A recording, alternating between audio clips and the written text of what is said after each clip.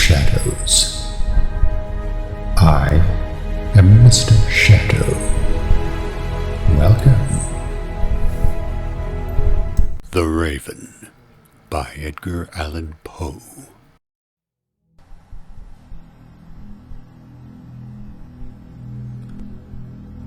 Once upon a midnight dreary, while I pondered weak and weary over many a quaint and curious volume of forgotten lore, while I nodded nearly napping, suddenly there came a tapping, as if someone gently rapping at my chamber door.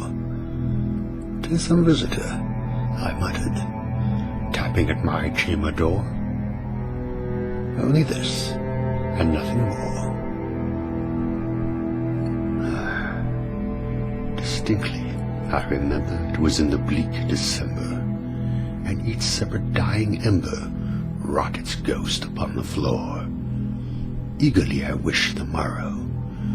Nearly I had sought to borrow from my books surcease of sorrow.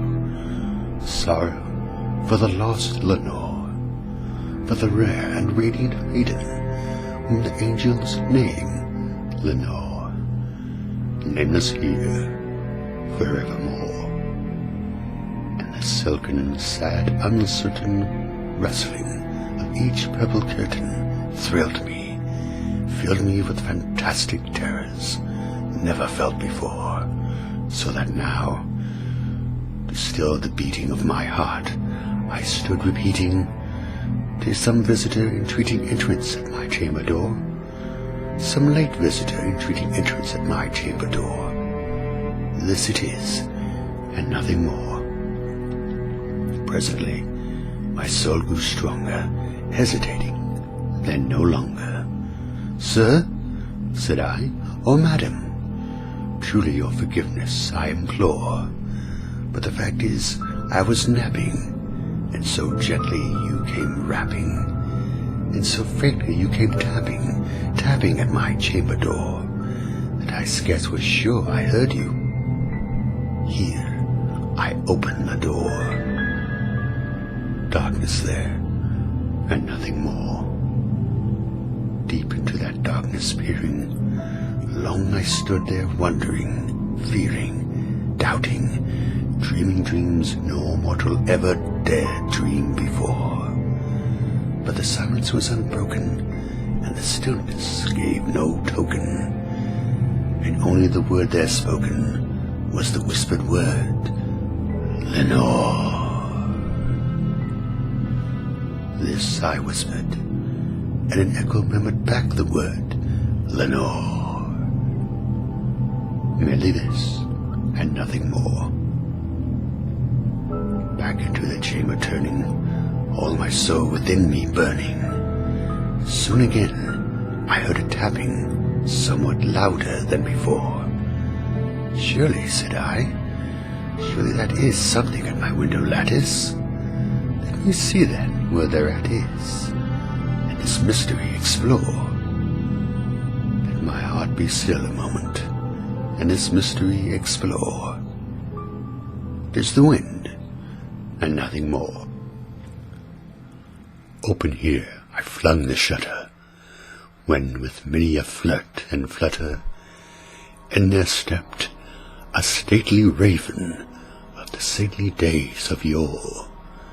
Not the least audience made he, not a minute stopped or stayed he, but with mind of lord or lady, perched above my chamber door, perched upon a busted palace just above my chamber door, perched and sat, and nothing more.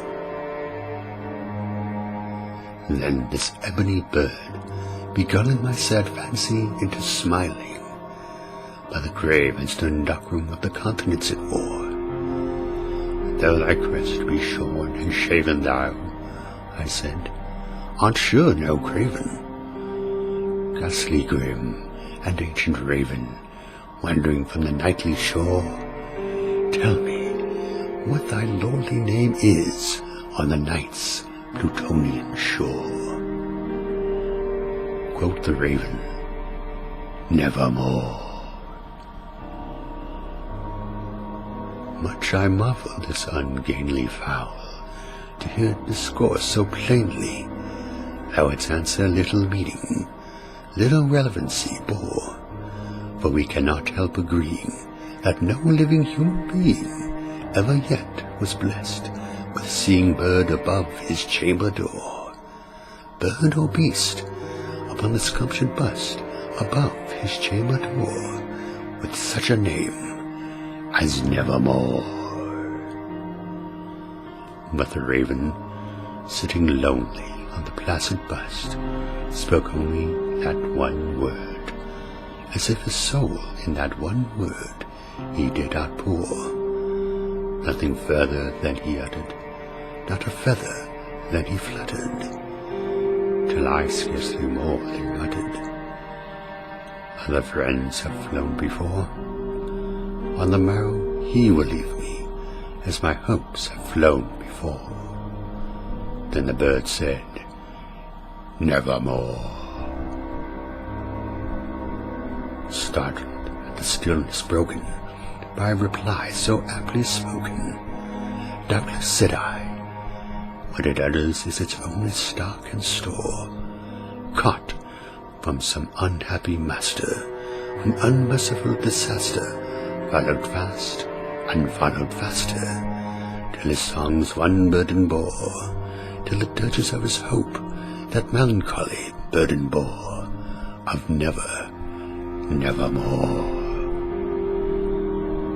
But the raven still beguiling my sad fancy into smiling.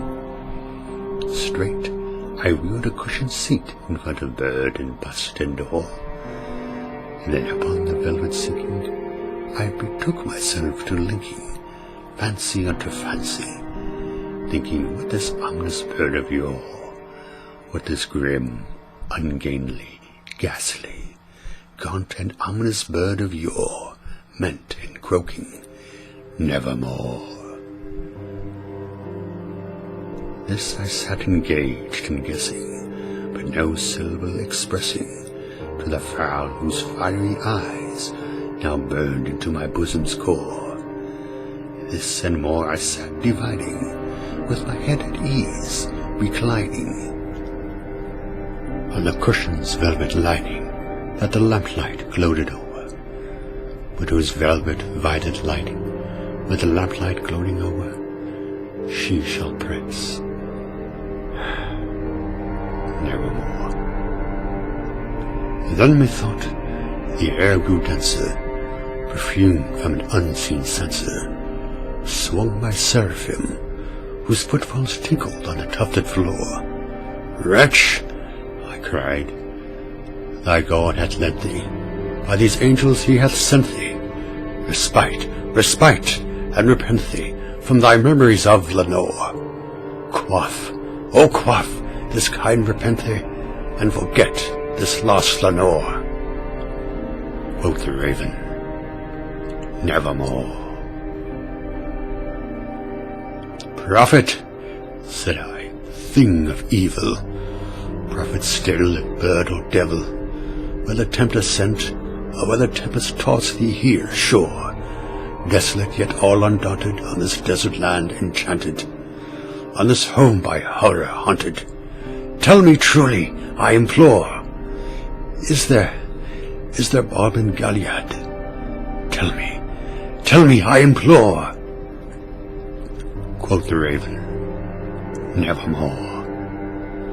Prophet, said I, thing of evil, prophet still, a bird or devil, by that heaven that bends above us, by that God we both adore, tell this soul with sorrow laden, if within the distant Aidenn it shall clasp the sainted maiden whom the angels name Lenore, clasp a rare and radiant maiden whom the angels name Lenore.